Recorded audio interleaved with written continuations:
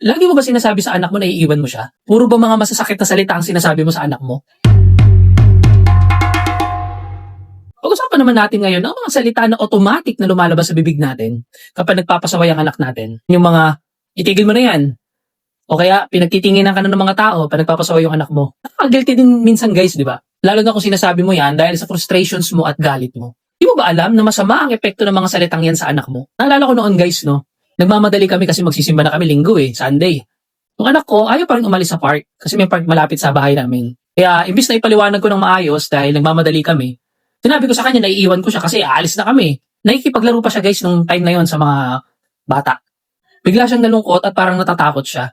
Doon ko na-realize guys na dahil sa pagmamadali namin, nagresulta yan sa takot sa anak ko kaysa sa kusang pagsunod niya sa akin. Hindi pala mabuti yung ganyang mga salita kasi short-term solution lang yung ibibigay niyan sa atin.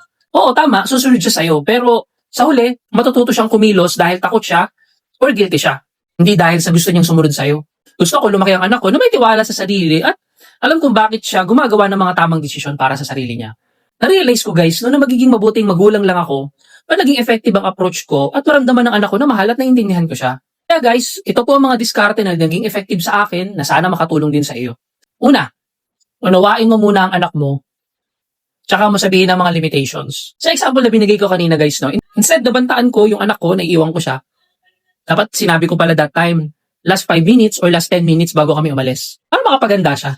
At para ma-set up yung utak niya. Pangalawa, sabihin mo sa anak mo ang emosyon mo. Halip na sabihin mong malungkot ka, pwede mo i-rephrase na sabihin mo na malungkot ka at kailangan mo ng ilang minuto para mawala ang lungkot mo. Hindi lang pwedeng sabihin mo malungkot ka, pero sabihin mo yung dahilan para maintindihan ka ng anak mo. Pangatlo guys, at pinaka-importante sa lahat, usapin ang anak ng pribado. Sa halip na ipahiya mo ang anak mo sa pagsasabing pinagtitinginan na siya ng mga tao, sabihin mo lang sa kanya na alam mong galit siya, i-acknowledge mo. I-acknowledge mo lang na galit siya, alam mong galit siya, at pag-uusapan nyo yun pag-uwi nyo sa bahay or pag-alis nyo dun sa lugar na yun.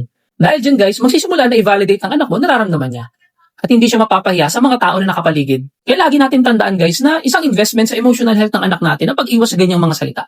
At magkakaroon siya ng tiwala sa sarili niya na makakatulong sa'yo bilang magulang at later on makakapag-desisyon siya on his or her own. Ikaw, mami and daddy, anong mga negative praise or words ang tinigil mo nang sabihin sa anak mo? Tapos, ano yung mga positive praises or words ang pinalit mo? Share mo naman yung tips mo para makatulong ka rin sa iba.